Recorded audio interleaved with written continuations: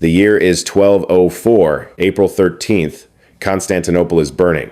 But this smoke, you see, it isn't from the siege towers of a foreign enemy. It's rising from the torches of men who wear the cross. And inside the Convent of Christ Pantokrator, 43 Orthodox nuns are on their knees, lost in a prayer that feels like their very last. A tremor runs through their voices as they chant the Kyrie eleison. Lord, have mercy, because just outside they can hear it. The crunch of boots on stone, a low, cruel laughter, and then the sickening splinter of sacred doors being torn from their hinges.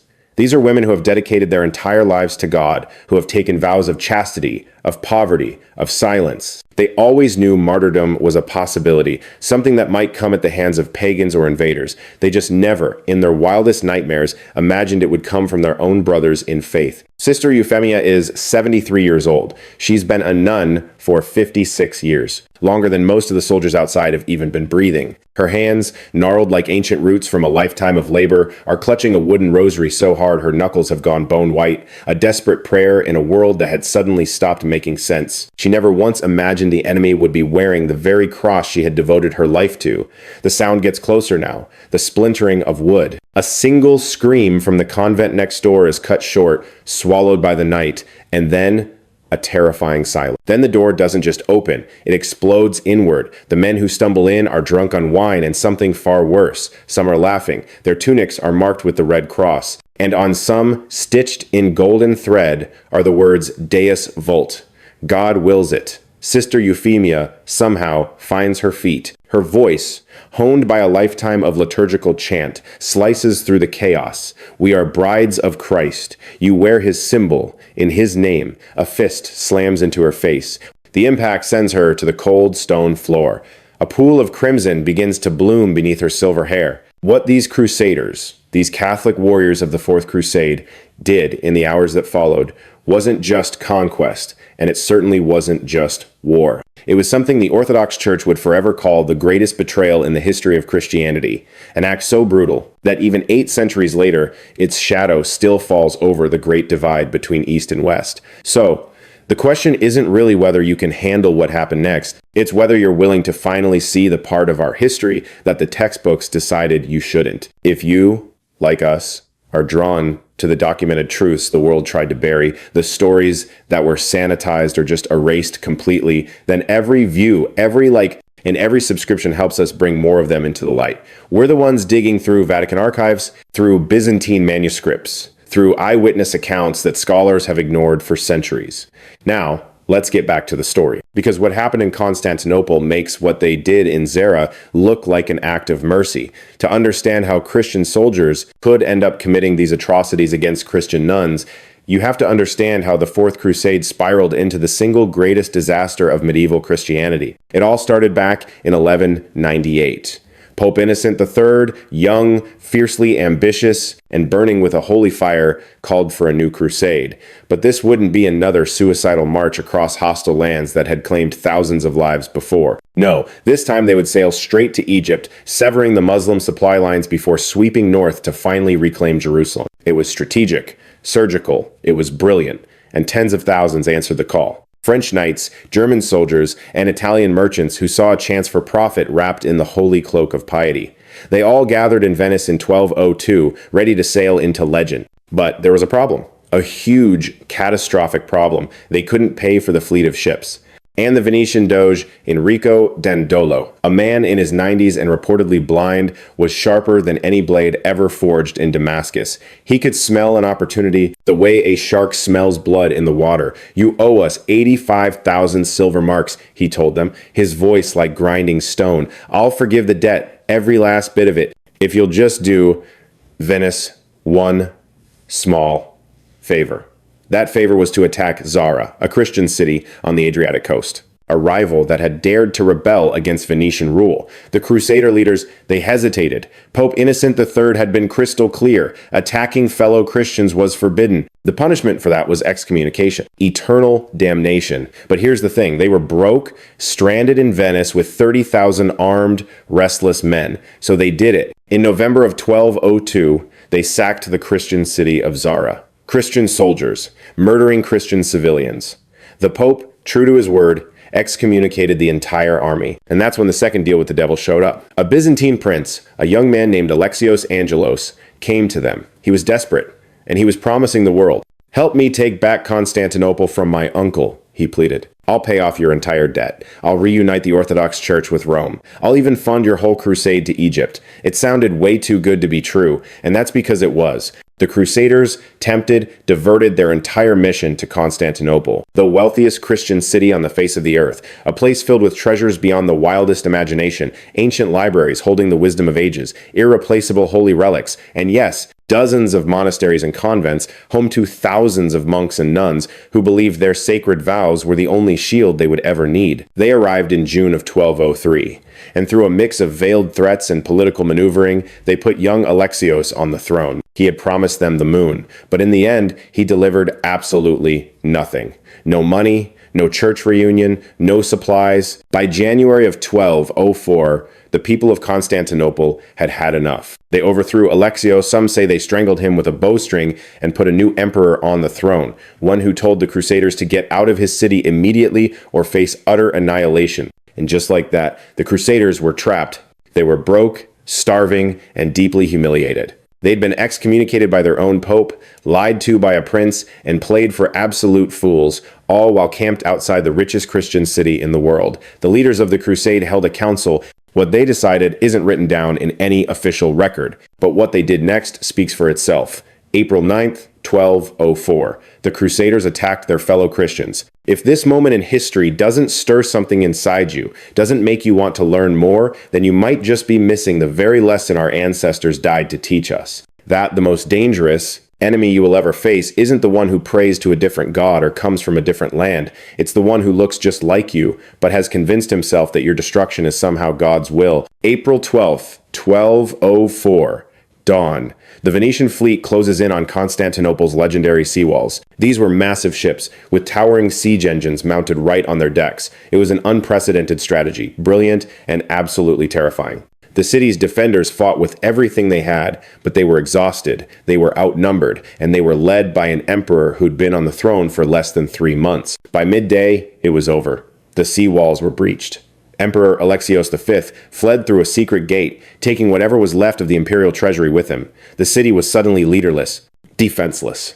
And then, something inside the Crusader army just broke. There was no organized occupation, no chain of command, no military discipline. The commanders completely lost control of their men. What happened over the next 3 days is what the history books clinically call the sack of Constantinople. But those 3 simple words, so clean and distant, enemy you will ever face, isn't the one who prays to a different god or comes from a different land. It's the one who looks just like you, but has convinced himself that your destruction is somehow God's will. April 12th, 1204.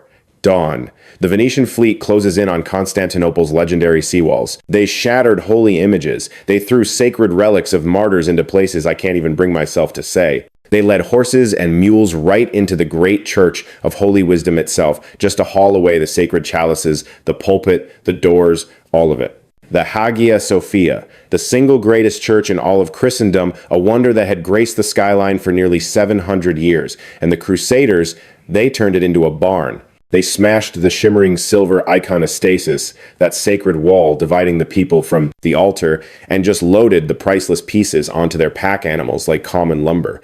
A woman of the night danced on the patriarch's holy throne, while drunken soldiers roared their approval. The altar of holy wisdom, the very spot where emperors had been crowned, where the liturgy had been sung as a constant prayer for 7 centuries, they arrived in June of 1203. And through a mix of veiled threats and political maneuvering, they put young Alexios on the throne. He had promised them the moon, but in the end, he delivered absolutely nothing. No money, no church reunion, no supplies. The Hagia Sophia, the single greatest church in all of Christendom, a wonder that had graced the skyline for nearly 700 years. And the Crusaders, they turned it into a barn. They smashed the shimmering silver iconostasis, that sacred wall dividing the people from. His hand trembling as he pens the words, they spared neither age nor sex nor religious profession. You have to understand that's medieval code. It's a delicate, quiet way of talking about something utterly unspeakable.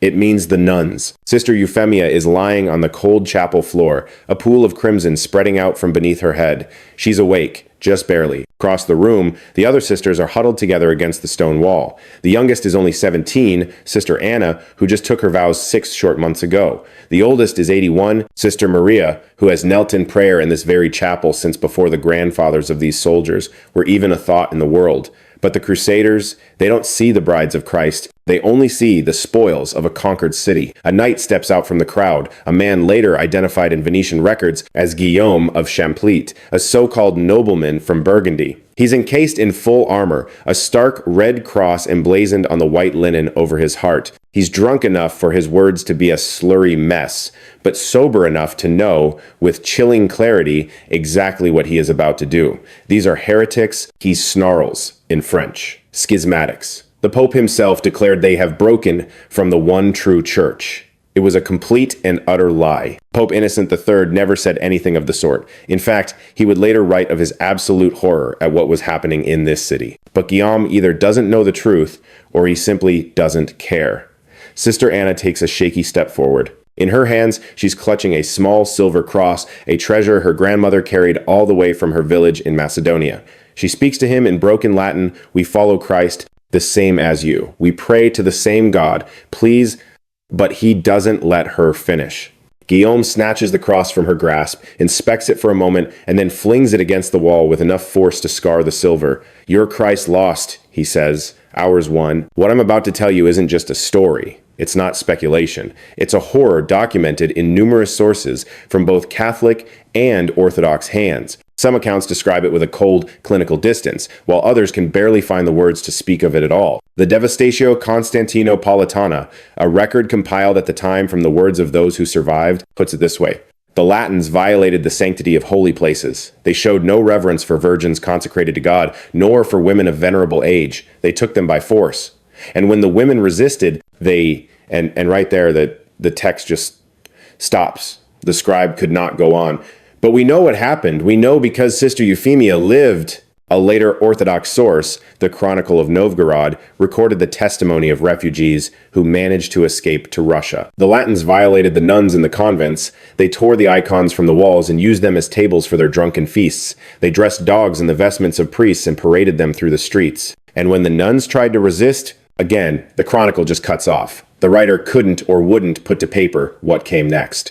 But we know from so many sources, Catholic and Orthodox alike, because one Catholic chronicler, Geoffrey de Villehardouin, a man who was actually there with the Crusaders, admitted, since the world was created, never had so much booty been taken from any city. And another Catholic, the papal legate Peter of Capua, was so shaken that he wrote back to Rome, they spared neither age nor sex nor religious profession. Sister Anna is 17 years old. Sister Maria is 81. It made no difference. The Crusaders took them, and not all of them were granted the mercy of a quick end. Venetian records from 1205, just 1 year after the sack, show chilling listings in the city's slave markets. Greek women of religious profession, nuns, being sold like cattle by Christians to other Christians. Some of these consecrated women were forced into private harems in Venice. Others were shipped off to Crusader estates in the Levant, condemned to serve in households where their holy vows were a subject of daily mockery.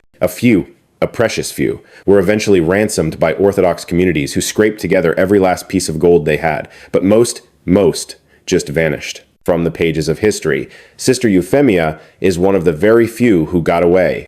She fled the ruins of Constantinople with a small band of survivors, making a desperate journey through Greece, and then even farther east, all the way to Russia. She carried absolutely nothing with her but the clothes on her back and a lifetime of memories she would spend the rest of her days trying desperately to forget. 37 years later, as she lay dying in a quiet monastery in Thessalonica, she gave her testimony to an Orthodox priest. She was 110 years old. Her hands shook uncontrollably as she spoke. The priest wrote it all down, every single word. That testimony was preserved in the Chronicle of Athos, where it lay buried in a monastery library for centuries. She described watching Sister Maria, the abbess, trying to shield the younger nuns with her own body. She described Guillaume of Champlitte laughing, a sound like grinding stone, as he ripped a holy relic from Maria's hands. She described his exact words, "Your Christ lost, ours won." She described Sister Maria, a woman of 68 years, clawing at Guillaume's face, scratching him hard enough to draw blood, and she described him throwing the old woman down the convent steps and the sickening sound her skull made when it struck the stone below. Sister Maria died 3 days later. She never woke up. Sister Euphemia described watching the other nuns, 42 women and girls from 17 to 81, as they were dragged screaming from the chapel. She described their cries, and she described how some of the Crusaders wore the cross of Christ on their chests, even as they committed acts that would make the devil himself turn away in shame. He wore the cross, her testimony reads. He wore the symbol of Christ's suffering, and he made us suffer in Christ's name. Years later, when Orthodox Christians finally took back their city, Constantinople, they found something in the rubble of the Convent of Christ Pantokrator. Scratched into the stone floor, so faint they were almost gone, were crude marks, likely made with fingernails or a shard of pottery. 43 small, simple crosses. 43 names, written in Greek, and beneath them all, in letters so faded they were like ghosts on the stone, "Father, forgive them. They knew not what they did." Except they did. They knew. Guillaume of Champlitte knew exactly what he was doing when he threw a 68-year-old nun down a flight of stone stairs. Those stone steps. And the soldiers who pulled 17-year-old Sister Anna from that chapel, they knew. They knew exactly what they were doing, just as the Venetian merchants who bartered the sacred women of Greece in the open-air markets for flesh, they knew too. They all knew, and they did it anyway, because they had whispered a lie to themselves so often it had become truth.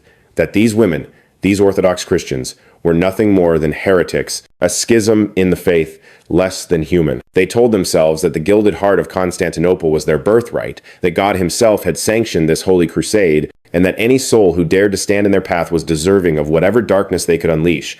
They wore the cross, they knelt in prayer, they took the Holy Communion, and then they turned and broke the very people they had sworn an oath to protect. You've been listening for 8 minutes. If you're still here, I think it's because a part of you feels it too. This story has to be told. Subscribe to Crimson Historians, not for our sake, but for theirs. For the echoes that were meant to be silenced forever. For the women whose names were scrubbed from the ledgers of history by the very men who claimed to be writing God's will. Now, let's talk about what happened when the rest of the world finally heard the screams. They told themselves that the gilded heart of Constantinople was their birthright, that God himself had sanctioned this holy crusade, and that any soul who dared to stand in their path was deserving of whatever darkness they could unleash.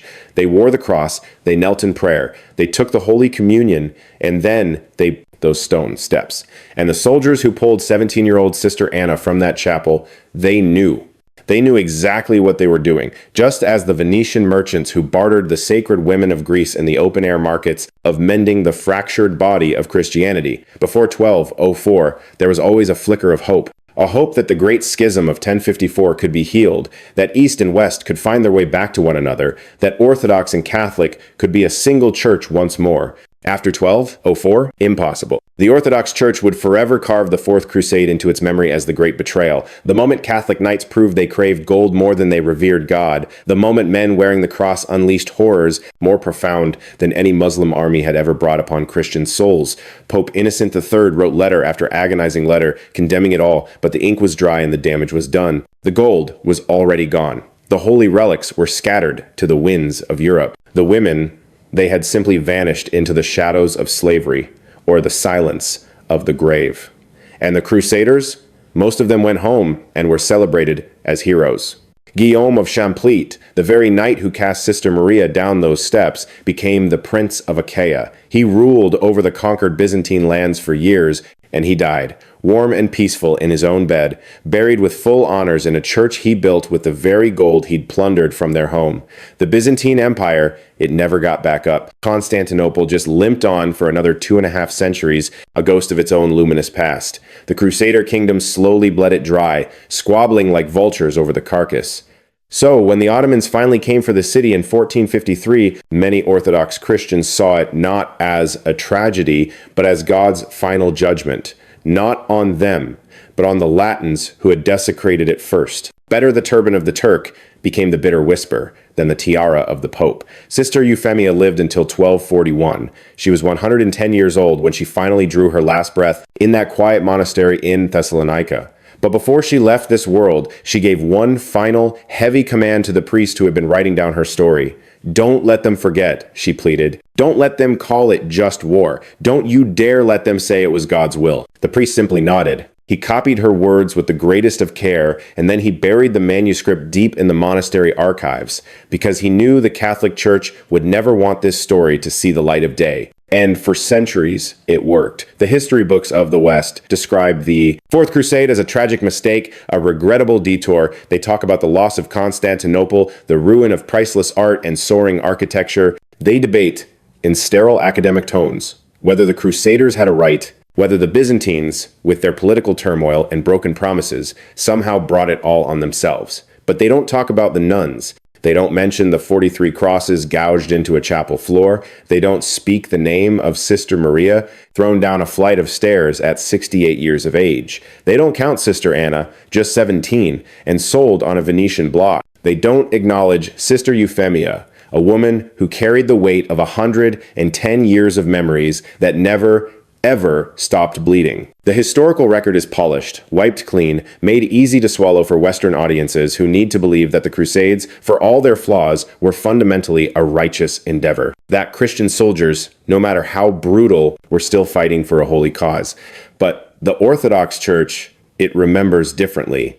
In quiet monasteries all across Greece, Russia, and Serbia, every year on April 13th, they hold a service. Not for the buildings that fell or the treasures that were stolen, but for the women who were erased. For centuries, Sister Euphemia's testimony remained a ghost in that library, forgotten, collecting dust. Until 1967, when a Greek historian, Anastasios Karpozilos, was researching the Byzantine reaction to the Fourth Crusade. He was deep in the archives at Mount Athos when he found it, a forgotten manuscript, its pages brittle as autumn leaves, the ink faded to a whisper. He began to read, and he couldn't look away. It was the testimony of Sister Euphemia, 110 years old, describing with vivid, searing clarity what happened inside the Convent of Christ Pantokrator on April 13th, 1204. Karpozilos published his finding in 1970. The academic world barely blinked. It was in Greek. It was about nuns. It didn't fit the clean, heroic story Western historians had been telling for 800 years. But the Orthodox Church, they noticed. Of course they did. They had known all along. They had just been waiting for the world to finally listen. Until right now. So, why does a story this old still matter? Because this isn't really about religion. It's not even about the Crusades. It's about what happens when any group of people convinces themselves that their cause is so pure, so sacred, so blessed by the divine, that anyone who stands in their way, even their own brothers and sisters in faith, is deserving of any suffering that befalls them. The Crusaders who did what they did to those nuns believed, truly believed, they were doing God's work. They believed the Orthodox Christians were a cancer in the church that needed to be cut out. They believed the unimaginable wealth of Constantinople was their rightful reward, a payment for their holy service. They wore the cross. They knelt in prayer. They took the communion, and then they systematically destroyed the very people they were supposed to be protecting. You have to understand, Guillaume of Champlitte wasn't a monster in the way we picture them. He was a nobleman. He was educated. He probably saw himself as a deeply pious man. He genuinely believed that what he was doing was not only justified, but necessary. That Sister Maria, clutching her relic and praying for mercy, was an obstacle standing between him and God's perfect will. And that, my friend, is what makes this story so unbelievably terrifying. Not that evil men did evil things, but that ordinary men, certain in their own righteousness, could commit such horrors and call them holy. They say history is written by the victors, but memory, my friend, is kept by the survivors. And the survivors, the Orthodox Church, the refugees, the testimonies, buried for ages and unearthed like relics they remembered for 800 years. They remembered then, in 2004, 8 long centuries after the fall, Pope John Paul II visited the Orthodox Patriarch Bartholomew in Istanbul, the city that was once Constantinople, a city that still wears the deep, unhealed scars of 1204. And there, the Pope did something the world had never seen. He apologized for the Fourth Crusade, for the sacking of that great city, for the grave sins committed by Catholics against their Orthodox brothers and sisters. It took 8 centuries, but someone finally spoke the truth of what was done. The nuns of Constantinople, though, they never got their apology.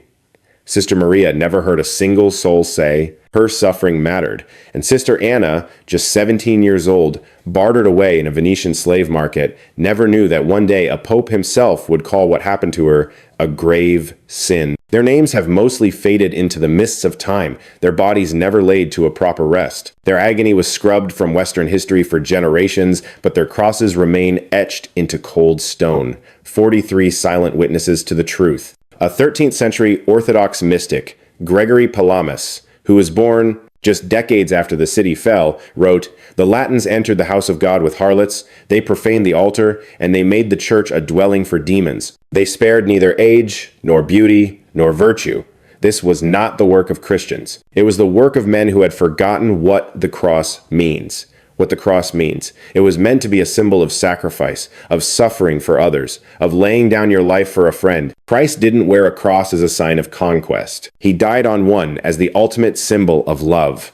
But in 1204, the Crusaders twisted it into a weapon. They stitched it to their chests and used it as a license for unspeakable acts, for murder, for putting fellow humans in chains. They looked at women who had dedicated their entire lives to Christ and saw nothing but property to be seized. They forgot what the cross truly means. But Sister Euphemia, she understood. As she lay dying at 110 years old, a priest asked her if she could ever forgive the men who destroyed her sisters. And she said something that still echoes across 8 centuries of silence. "I forgive them because Christ commands it. But I will not let them be forgotten, because forgetting is how it happens again." You've just stared into one of history's darkest corners. A story that was deliberately buried, cleaned up, and erased because it was too messy, too ugly, too damaging to the clean narrative of a holy war. If stories like this one make you realize just how fragile our humanity is, how easily we can convince ourselves that cruelty is righteous, if it's wrapped in the right flag or the right symbol, then join us at Crimson Historians and help us keep the past alive. Because some voices deserve to be heard, even if they were silenced 800 years ago. Especially then. The light shines in the darkness. And my friend, the darkness has not overcome it.